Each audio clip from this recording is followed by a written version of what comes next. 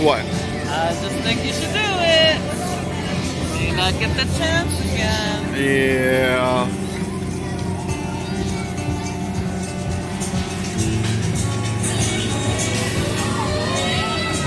She's trying to get me to go on a helicopter ride.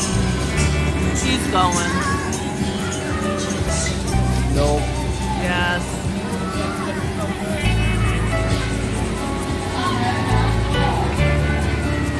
Swings, maybe?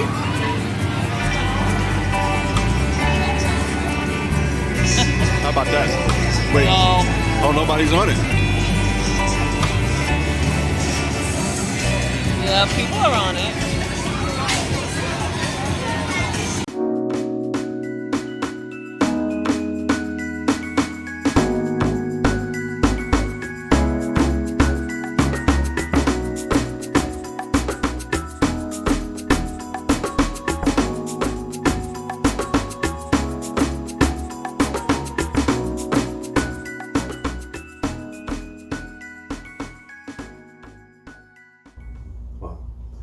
Welcome back to another episode of the Whitebeard and TK Experience.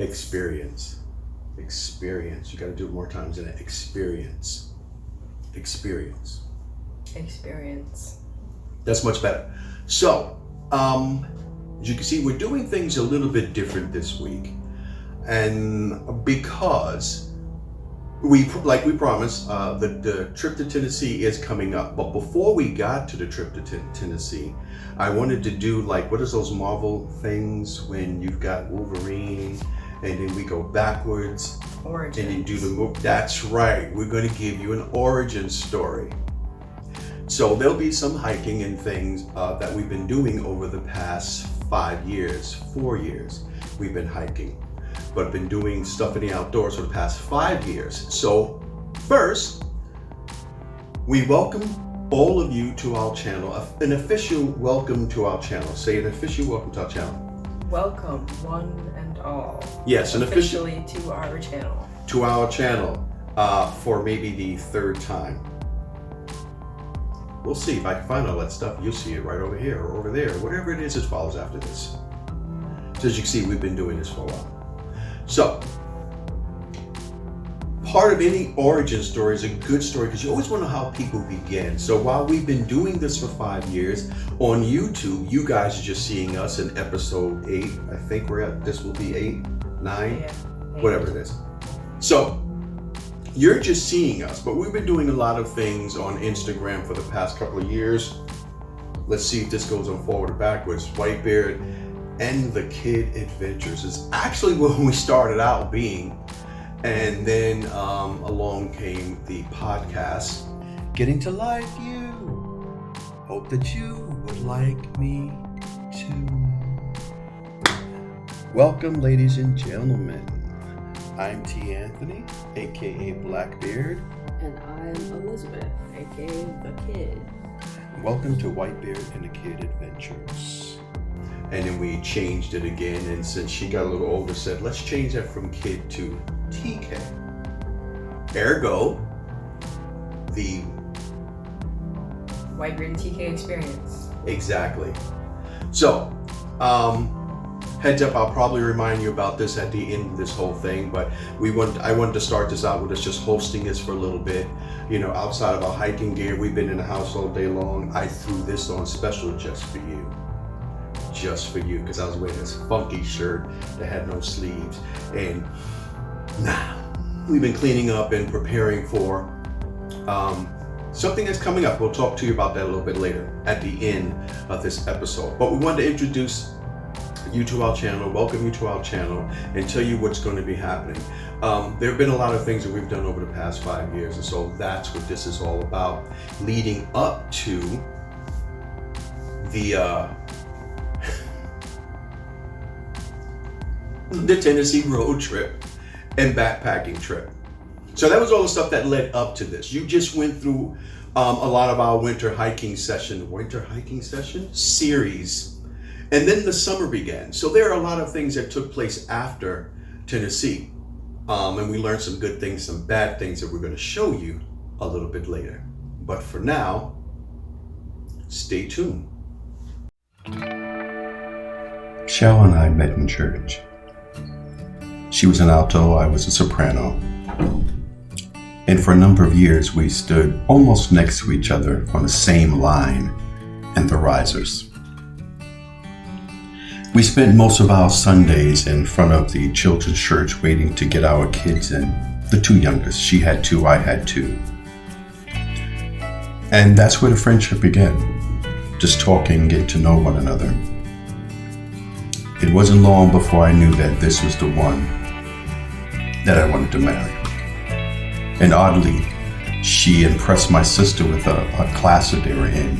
And one of her first words that she told me about was that Cheryl said that first ministry is the home, and then things came after that. And I was like, wow. But we continued to be friends, and then later on, something about our relationship changed, and we were married in 1997. And we raised 6 kids together. Lunchtime. Lunch with Elvis.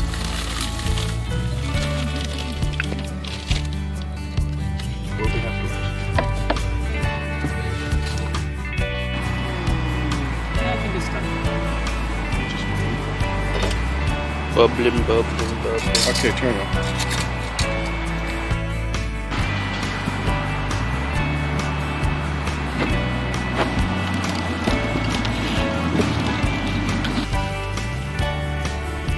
A blended family and a 19-year partnership. Perhaps the greatest part of my adult life was knowing and living with this woman.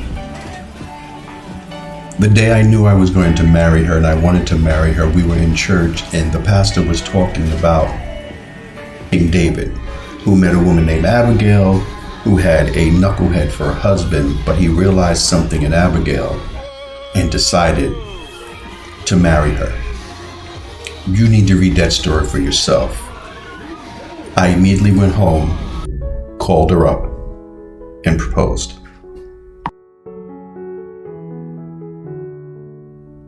Her sometimes goofiness allowed me to relax and enjoy life and have fun. Yeah, it was that kind of relationship. The Bible says that he who finds a wife finds a good thing. I found more than that. I found a friend, a prayer partner, a prayer warrior, and a massive missing part of my life. There were men at work that always complained about their wives and look at me and go, you know what I mean? And I would turn to them, truly say with all my heart, sorry, I really enjoy being with my wife. And I absolutely did.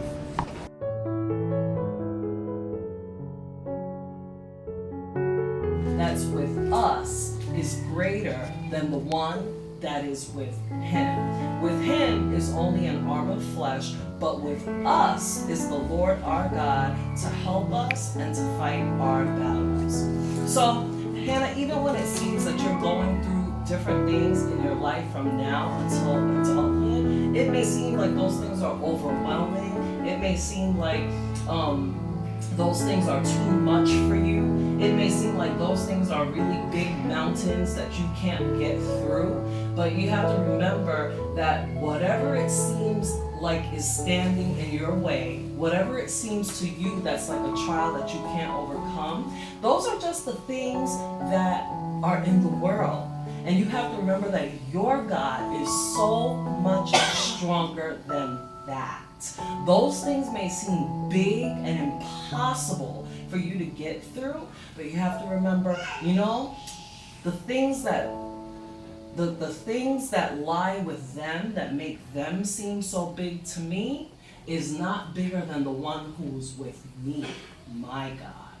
And he is the one that helps me to get through my battles. We managed to make it through Thanksgiving that year. My middle girl said, come over for a brunch, and we did. But I just couldn't handle Christmas and being in the city and being around anything. It wasn't the same. It would never be the same. And it was time for a new tradition.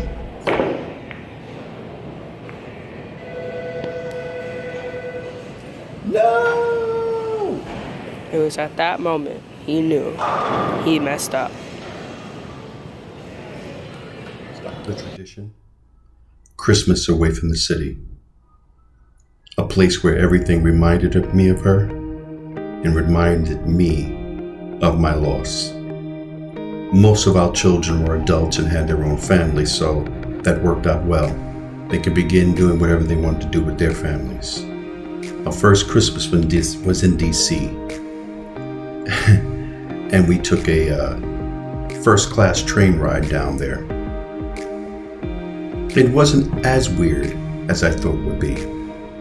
And in the following year, after many, many months and after a very long time of thinking about it, the kid and I brought the puddle jumper.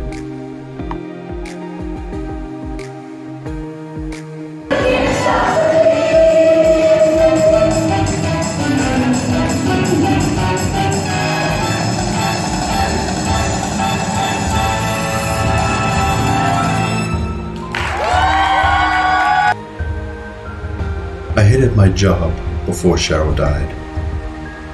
But after she did, there was a loss of income and I was stuck there, making something that didn't come close to what she was making. Miserable every day, trying to make it through a life that I didn't want. Half the time I didn't want to live, but then we had this child that needed to be raised. And so what the puddle jumper brought was a freedom to be able to move and to build new memories. I would think it was kind of difficult for a 13-year-old child to watching her mother die in front of her in a hallway in front of a building, as much as it was hard for me to live through. And so I went to work every day miserable.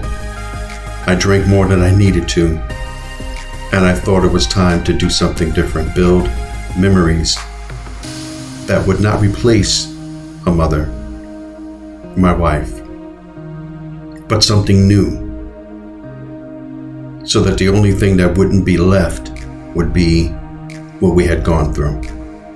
And it was hard to do.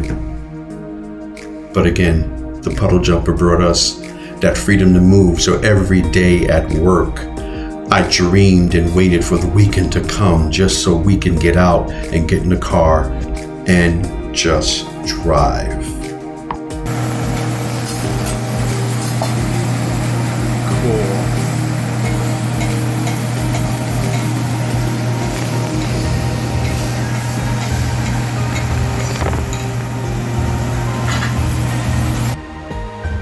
For our 20th anniversary, we were going to go camping for half, representing the first half of our 10 years, and then spend the next half in Greece if we were able to go. If not, we were going to return back to New Orleans to represent the latter half of our marriage, which seemed to be a lot better.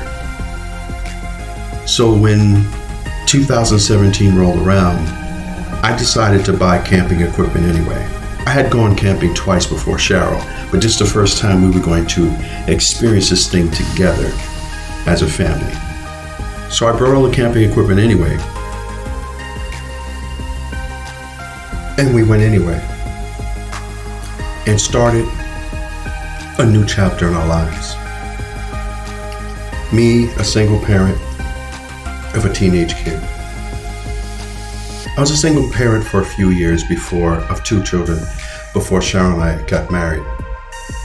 I didn't like it then, and I didn't like it now. The most horrifying thing, well, not the most horrifying thing, but a horrifying thing is to have your daughter call you in a panic when she cut her finger. And if you live in neighborhoods, or if you're people who live in places that are not affluent, you know that any injury that you have and you go to a hospital, eyebrows were raised that something happened that should have not happened. So yes, the stress of a single parent living in a situation dealing with loss was real. And it didn't really get a lot easier. Camping was a great escape from the neighborhood we live in. But I always had to return back to where everything happened. Back to walking over the place where my wife's body lay, walking back through dealing with the garbage and things in our neighborhood. And I always desired to go back out. If you look carefully and closely at the photos, you'll probably notice from the beginning years, and if you wait and take a look at the end, you see that there's a smile there, but there's something missing from my eyes. Because it was really hard to smile and have something genuine. You want to find out what was funny or know what's funny that got me through a lot of this stuff? Country music. Yeah, I said it. I couldn't listen to the music that Shao and I would listen to or dance to in our house in the bedroom. I couldn't, it was too hard. So the only thing that got me through was country music for that first year and a half. Later on, you'll see that something changes, and I didn't notice it until I was putting this together. Something changes in my eyes, or something changed in my eyes, or the look in my eyes that was not there in the beginning years.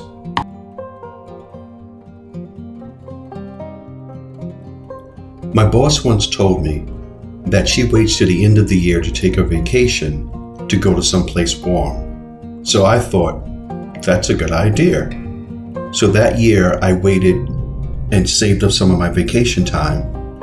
And for that Christmas, we spent half of it in New Orleans and the other half in Lancaster. Extremely weird.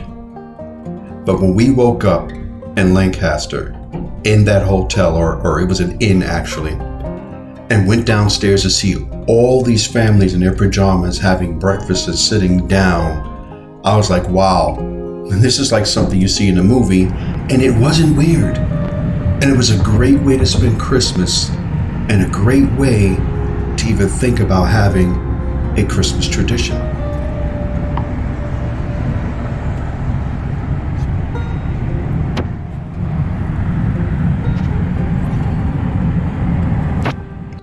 I told the kid of the argument that Shao and I had before we got in a plane to go to New Orleans. And she knew how I felt about flying, so she held my hand, but we didn't talk the entire flight. It wasn't until we landed that we made up and saw the hotel room we were staying in. But anyway, yeah, so it was fun recounting that thing and walking to a few places that I had gone to with Mom, but most of it was new. It was a new adventure and a new time. Hannah gave me her teddy bear that you saw in that last shot to hold to keep me calm on the flight.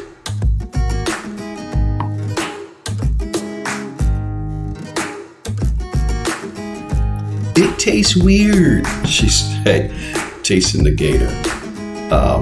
But she enjoyed it.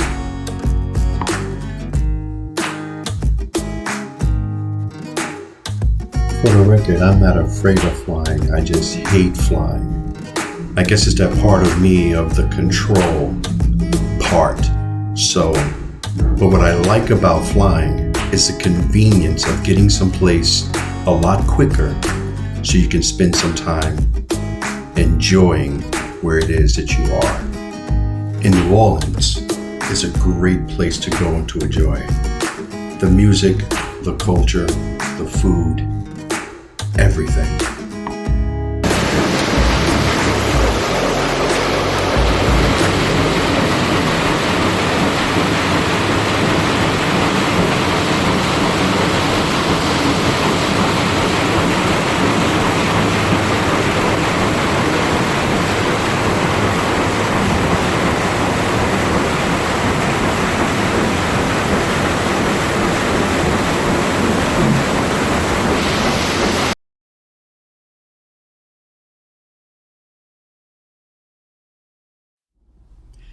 Lancaster, Pennsylvania has always been our favorite place to vacation with the kids during the summer.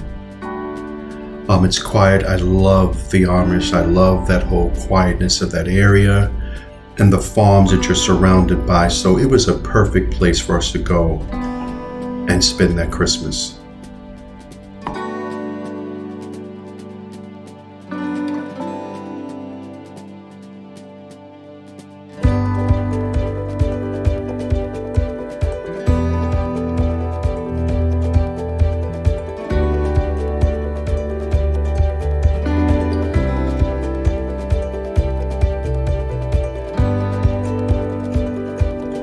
Hannah really wanted a camera, so that Christmas, inside the bag, I brought her first camera. And as we were driving along the road, she saw something that she wanted to take a picture of, so we stopped the car in the middle of the street so she could take a picture. Two important things happened the following year. I've always enjoyed mountaineering and cowboy films and all that stuff growing up, so those type of outdoor things I gravitated towards as a kid. But the following year I started to find that I was losing strength, so we joined a gym so I could do other things to build my strength, because as I'm getting older I'm finding my muscle and my legs need more strengthening. And as I was looking up things about camping and campgrounds and ideas to do, I started looking at stuff with hiking and said, you know what? I like to do that. So the following year, I added to our adventure hiking. And no, she wasn't all that excited about doing it.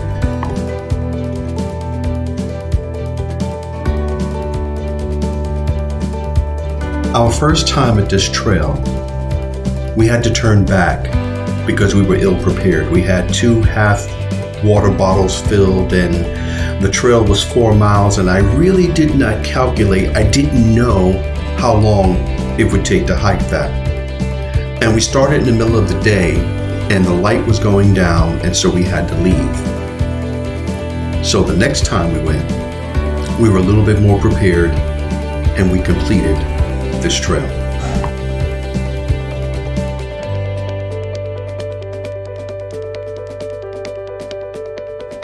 It would not be the last time that we, or should I say I, miscalculated the hike. More on that a little bit later. We found another place as I got that book and I looked through it. We found this place out in Rhode Island that we went to. And it soon became a place of solace for us to go to at least once a year. And we have gone twice a year at some point. But it's a great place on the coast. Pioneering something is not easy. The early years, everything we did was on Instagram. I took pictures, short little videos, so that's why there's a lot of pictures in this and not a lot of video from our first year. But I started searching Instagram to see if there were other hikers out there. Some that looked like me. There was very few of those, and there was none in my family. No one I've ever known. There was no one who lived in the projects that I know of that goes hiking. So we really were doing something and learning something on our own and building this thing that became something totally different than when it started on our own. I connected with a few people in the outdoors. Some of them went hiking and some of them went camping, and I remained connected with a few of them as we went along, including one widow. Widow? No, I'm a widower. She's a widow.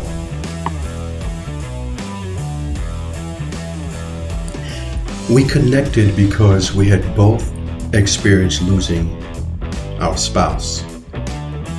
She was into hiking, and I was into hiking, and started following a lot of other people she followed and other people, and it branched out. During that same time, I discovered the 52 Hike Challenge, which is taking a hike every week for 52 weeks, meaning you would complete the entire challenge in 1 year. And as you have just seen a few weeks ago after we began it, there were a lot of ups and downs when we started. And in the middle of that, there were a lot of people who wanted me to do certain things, and then I stopped it and I slowed the flow of us trying to complete this thing, this challenge that a lot of people don't understand and don't get why people do certain things and what it is that they're trying to accomplish.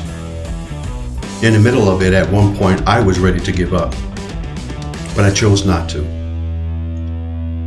And for a good reason, which I'll get into a little bit later.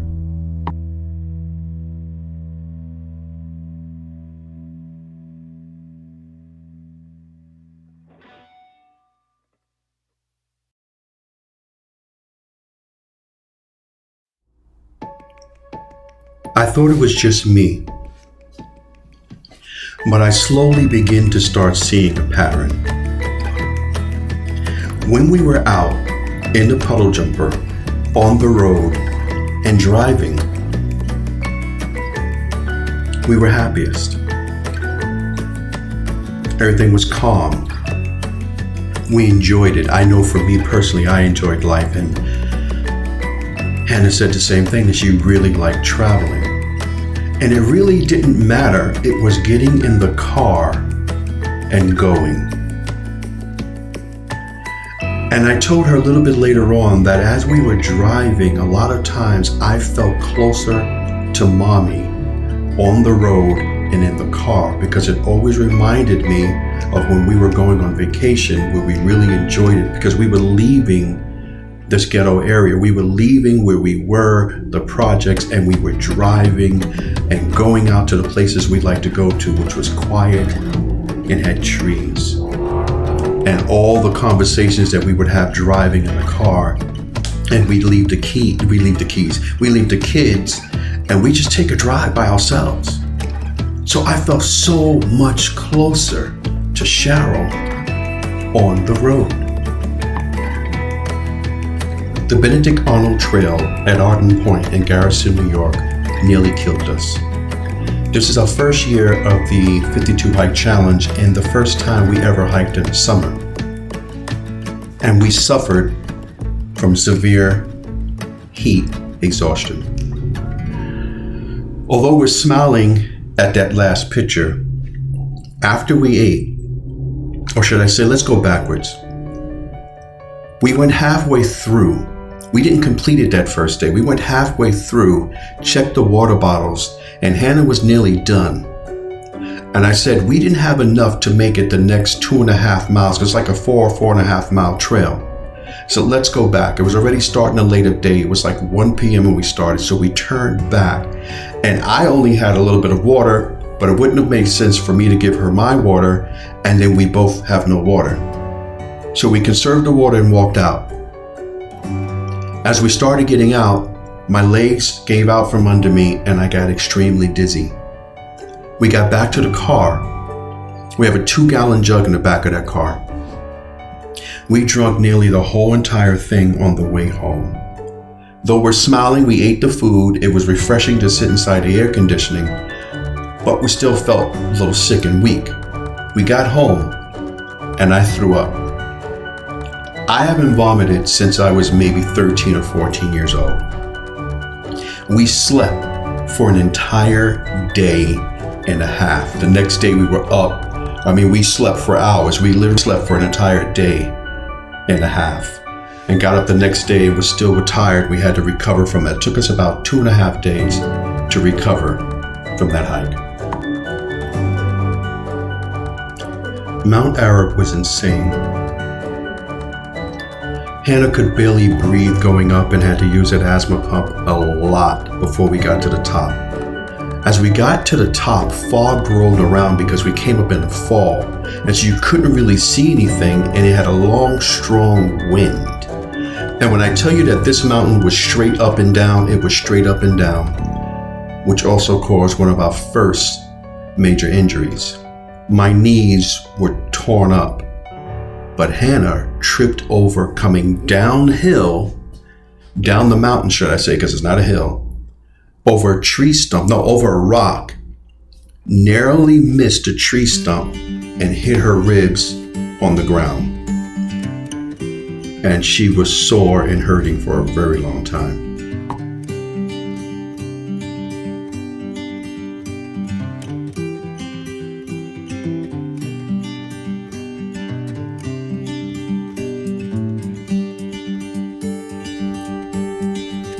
What I began to notice during this 52 hike challenge, if you ever look up, go to YouTube and find some thru hikers. Some of them are kind of weird. And they'll tell you certain things, like many hikers will tell you, I find healing at the top of this mountain and I do this. I'm like, I'm just going out to enjoy it. And all the things that they find, we get closer to Mother Nature, and I feel that I'm one with the earth. You know the type. And I'm like, yeah, again, I'm just out here just enjoying this. But what I slowly noticed, on top of just being in the car and feeling closer, when we would go hiking, now, Hannah Elizabeth didn't like this in the beginning, and she really doesn't like it if we take a break and we start back up again. It's always very hard for her to get back into it. But once you have accomplished that thing, once you have summited, once you have climbed, once you have put your body through so much stress, and it is putting your body through stress, your lungs, your feet, your legs, your muscle, your mind, and the mental strength that it takes to get to this thing, and you accomplish it, you feel extremely powerful and accomplish. But we found a great solace out in the woods, or solace, however which way you want to say it. In the woods, it's quiet. We're among the birds and the critters and the creatures and more.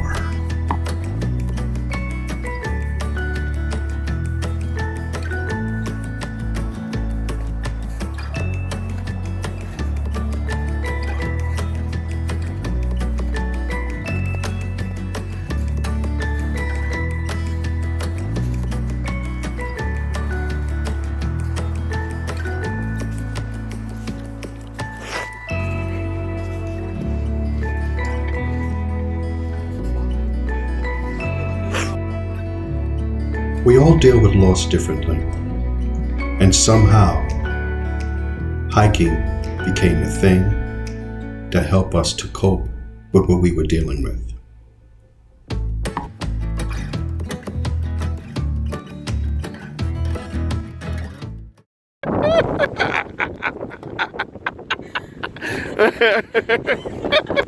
Two years had passed.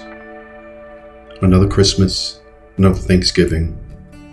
And the only thing that ever seemed to calm my soul or to help me deal with the loss that I dealt with every single day, going to work or whatever I had to deal with in life, was that weekend escape to the mountains and hiking. And anything that threatened that to make it stop or to halt seemed like death. It was my lifeline to living. I finally felt like I wanted to live.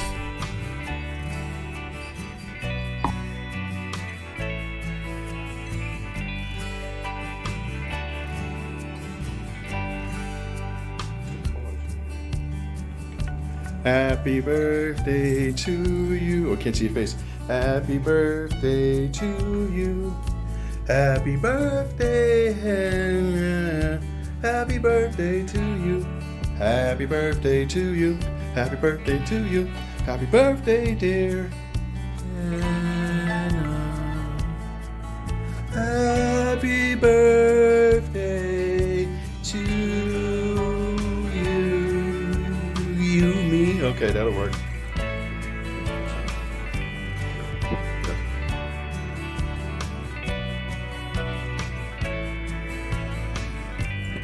Never ask the question, can things get any worse?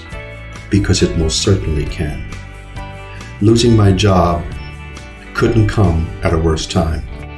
I had to scramble to find health insurance once again, and it took all the way into the summer of 2019 to get that back. So the medicine was paid out of pocket, and I'm a diabetic, so it's very, very costly.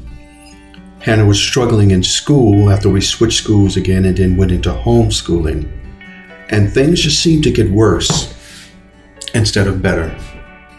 And since we had a timeshare, I said it's time to escape. And we found a trail next to it, and we went hiking. Majesty. That's all I could think about. Oompa, oompa, oompa dee, oom.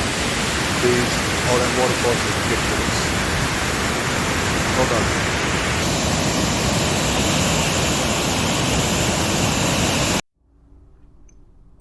The level of peace and the time away was incredible and what we needed.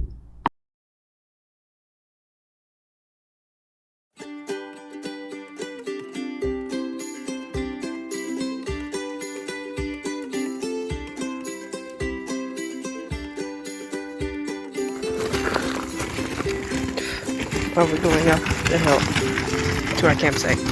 Pitch the tent before it gets dark. The sun is setting.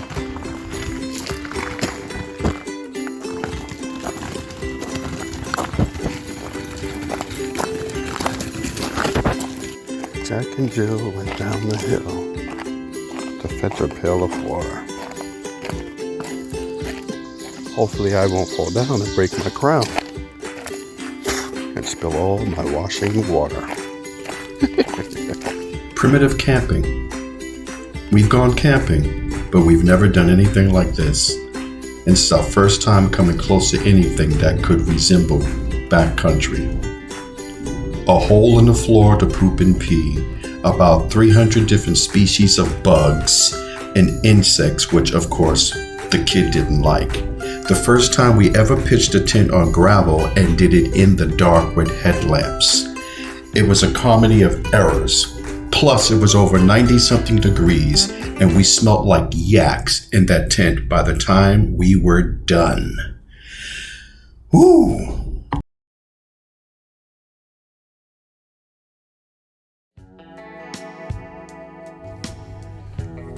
This was the place of our fifth hike. And one day when I took a solo hike by myself, which was not the greatest day, I decided to go over an old trail that we've done just in case so that I wouldn't have an injury out hiking by myself. Along this trail, I found a little oasis. And this was the time when we went back. And I wanted to show Elizabeth this spot that I found. It is gorgeous. Green and wildfire. People deal with grief differently. My first year was extremely hard, and being a writer, I had a lot of independent writer friends who said, just write about it, it'll help. And I did. I started a blog, With and Without Her. Well, that's not the name of the blog, but that was the name of the series, With and Without Her. And I spent a whole year just writing about the grief things that I was going through as a... The puddle jumper became another part of our family, or our team. And it had allowed us to take longer trips and to go further and to experience things I hadn't even thought about, like Bible translation, which we spent a week studying Bible translating and how the process works and other things. Elizabeth had a chance to do something that her older siblings did, and which was to serve on a relief bus, which operates here between New York and New Jersey to help serve the homeless all year round, rain or shine. And that was a great opportunity for her to get out and do some other things.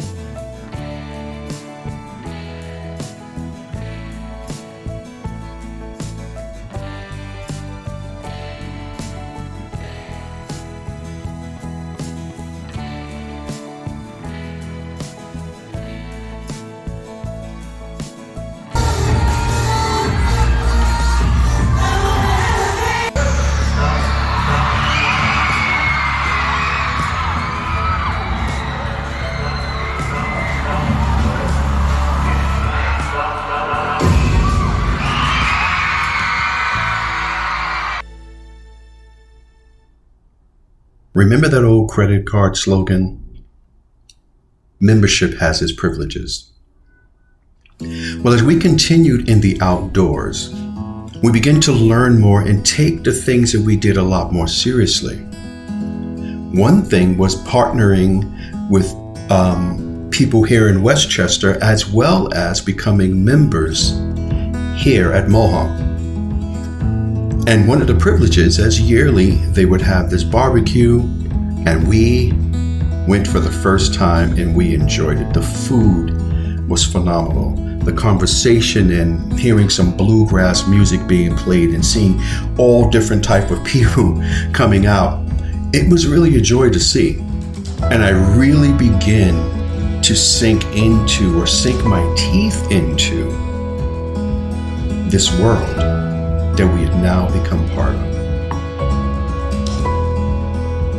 After about a year of discovering this little trail up in Westchester, we finally got a chance to volunteer with the Westchester Land Trust and help with repairing a wall that was overgrown with trees and invasive species of plants, as well as invasive species of trees. And boy, did we work. It was so much work going on with cutting down everything else. I actually didn't really take many pictures or videos, except for the few that you see here.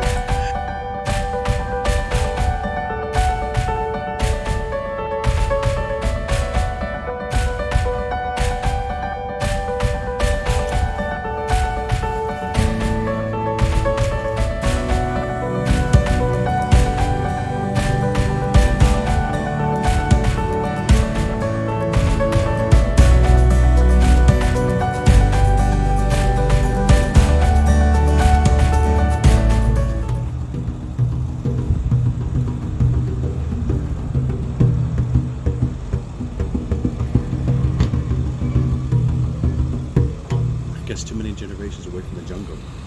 Oh my goodness, I totally forgot the beat. Press the button. No, the beat for my African dance class. Yeah. I forgot it. I was gonna play, but I forgot.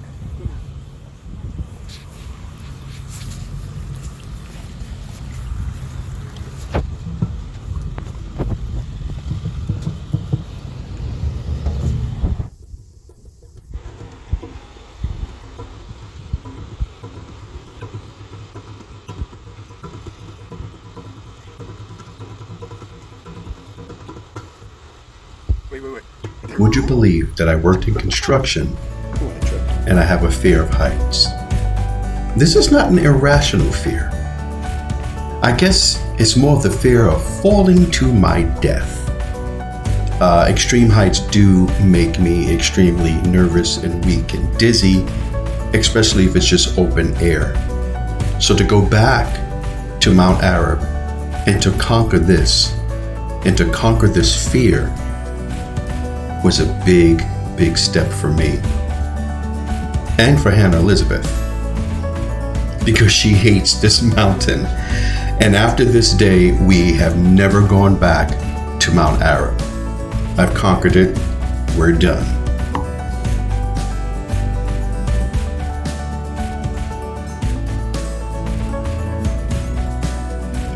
Now, having said all that, we took another group hike with the Westchester Land Trust, which was basically Westchester's Mount Arab. Yeah.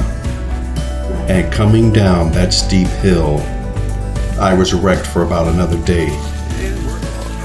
Was it a day? No, it was just one day of recovery after that for my knees.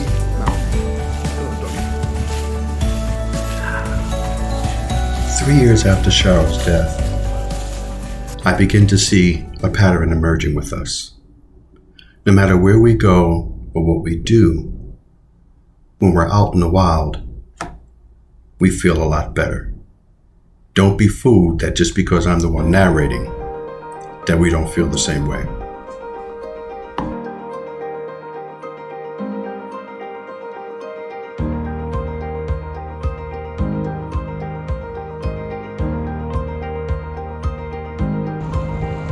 Well, We just, you can see Air Force One behind us. We just came from hanging out with the president. Had good things to say, right? Yep. And we swapped some New York stories of, just life in the city. Anyway, good times. Talk to you later. 6%. And now in our trees are special because we have really great soil, it seems. So they have higher sugar content than most. Some trees only have 2% now. So what's happening is as the trees get more and more stressed and cannot really store up those like fatty butter nuggets in their roots, they stop producing sugar. So these trees will stop producing the kind of sap that we need for the industry to create this. They're not going to die. They're going to be fine. But their leaves will stop being red because the sugar content is the whole reason why their leaves are red. And they will also impact tourism. And it's impacting one of the largest industries that New York and the Northeast has, which is making sugar. So it's pretty dangerous here. It could be. Yeah, it could be. 2020 came, and with it a promise of things to get better for us. A year ago, I had just lost my job, had to scramble and fight to get health coverage for us. The TK school issues just got worse, and we were looking forward to starting things. It was the beginning of the year. We were looking at camping things, and I discovered something called overlanding, and we were preparing for where we were going to be hiking. And then the next year, we were going to do more camping, or should I say 2020, we were going to do a lot more camping this year. We're used to not being around a lot of people. When you're out hiking and camping, there are very few people around you. When you're traveling, you're in your own car. And there are only a few family members that we're usually around. But this was ridiculous. But we did use the time wisely. TK learned to bake bread on her own. I began to learn to do dried beans and rice because I always had my wife do the rice for me.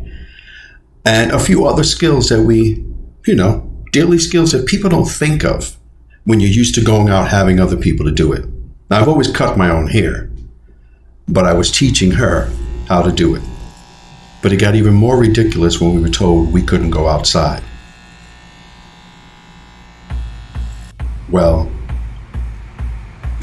we had enough of the inside.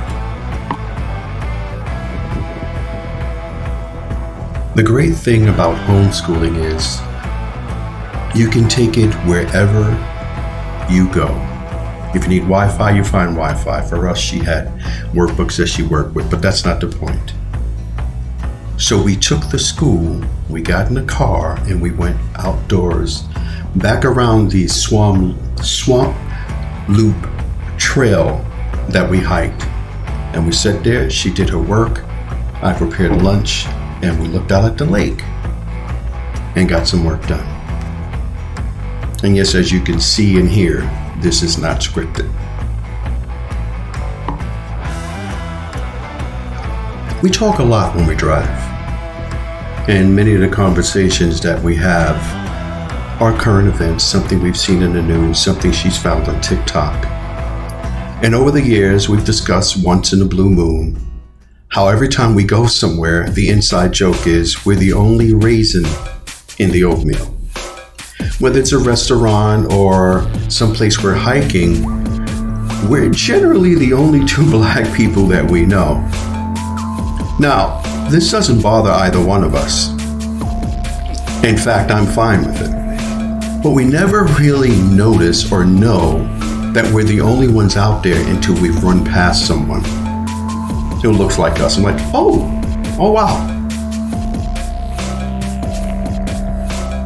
We're all for encouraging people. In fact, one of the reasons for putting what we do on YouTube is to encourage people in our family and people who may live in a situation like we do in an urban area where there aren't much greenery to get out and enjoy it.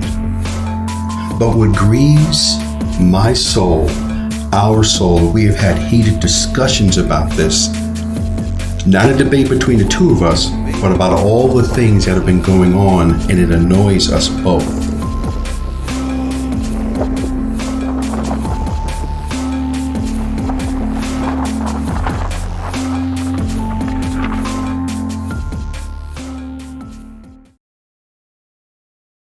guess what we did? This has been a great, really suck butt day. But now we have the bag strap trap, and so we can't get the hatch open. And so my automotive student over here is going to work her little nimble magic and get us out. That's what we hope. What were you saying? That you have to press the button on the back. So let's say, you know, you press it once and it opens, so you press it again and it closes, right? Yeah. So you have to press it, but you have to make sure that it's on the one that's gonna open the back before you like push the latch. All right. Well, let's get it going.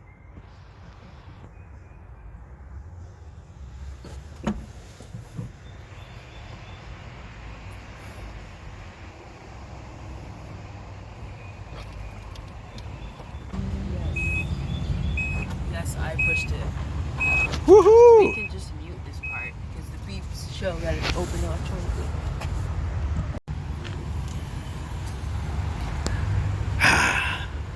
Awesome. Okay, now we got to put that back together. We did it without getting electrocuted. I knew that I wouldn't. We should do that corny on video high five. You ready? Corny high video on 1 and 3. 1, 2, 3. Woo! You did it! You're awesome! All fixed. I did the hard work of putting this little piece of plastic back on. That's not hard. I did it with my hands. You know what? Let me dream. Let the people believe I actually did some part of this. No. Whatever. While he didn't help me open the back of the car, he did manage to get himself injured.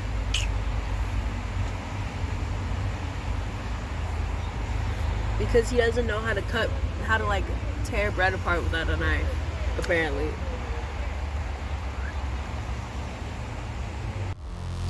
I'm not about infiltrating something and just doing something and taking over something. I have never viewed any time that we have ever done anything in camping, hiking, the outdoors as a quote-unquote white space. It is a free place in this country for everyone. We have never felt uncomfortable. We have come across all different type of people groups, and we have been treated very well. But stories like ours is never told. It's never heard. But you do hear the other side that's so loud and discouraging and heartbreaking. And if you look at my family, we have an array of complexion.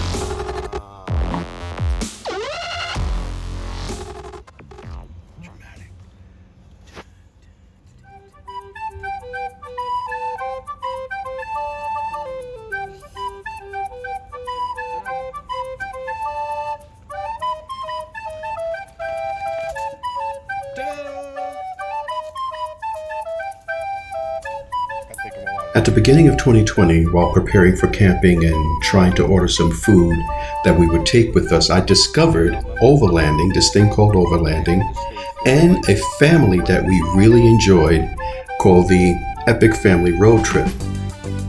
And we binged watched all of March 2020 to April, all the years that they have been traveling, taking a road trip, and doing this thing that's called overlanding, which is vehicle-dependent travel. And most people who do this, they go out and they have these things called rigs. It's these vans and trucks, and some people adventure bike. And what they do is you go out and you camp and you travel. So after discovering that, I was extremely encouraged for the next year's hurdle of what we were going to do and take our outdoor adventure to a new level. And that was taking long road trips, national parks, camping, and whatever type of overlanding we could do with the puddle jumper, and push it to its limit and push us to our limit. Because we have found that we're a lot more at home on the road and traveling. Began to building 2000 what?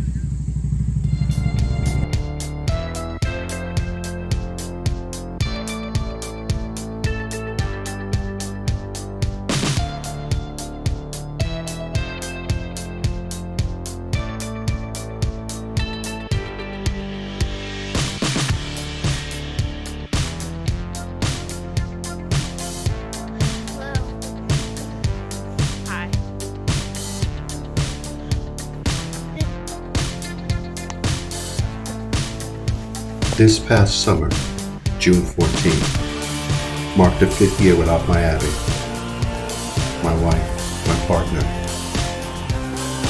TK's mom, and matriarch, prayer partner, everything. I learned something over these past 5 years. Dealing with the pain of loss and grief. It's not a sprint, it's a marathon. It's something that you must go through. And no 2 people, 3 people, no one can tell you how to do it. They can give you suggestions. I remember getting so many Bible verses that made absolutely no sense to what I was going through, but people are always trying to be kind, and some people, I don't know. I thought by the 2nd year I should have been over this pain. I thought by the 3rd year I should have been past this pain. But that wasn't it. It wasn't getting past or getting over or getting through. It was going through it. Finding a way to be able to cope with it. A month after she died, I didn't think I was going to live. I didn't want to.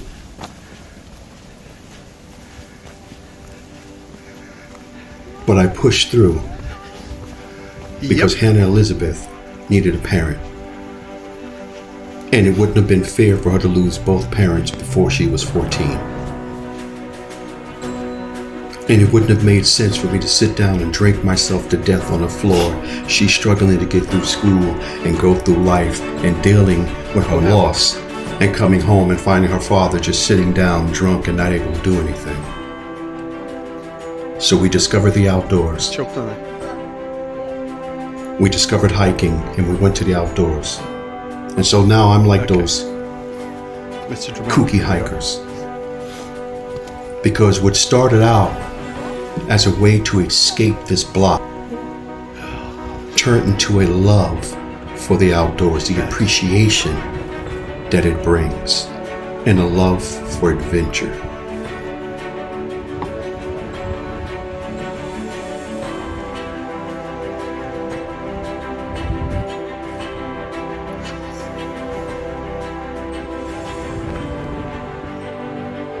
The outdoors have been such a great source of healing for both of us.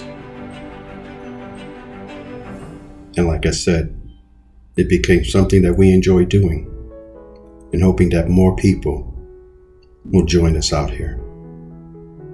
My grandson, 2 daughters, and my other son, we took out with us on the trail.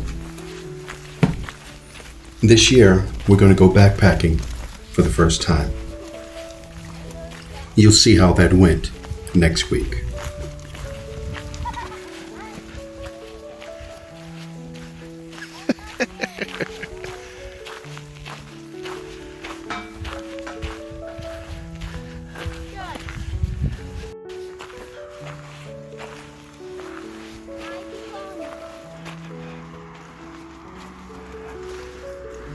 I don't know what you're going through, but I know this.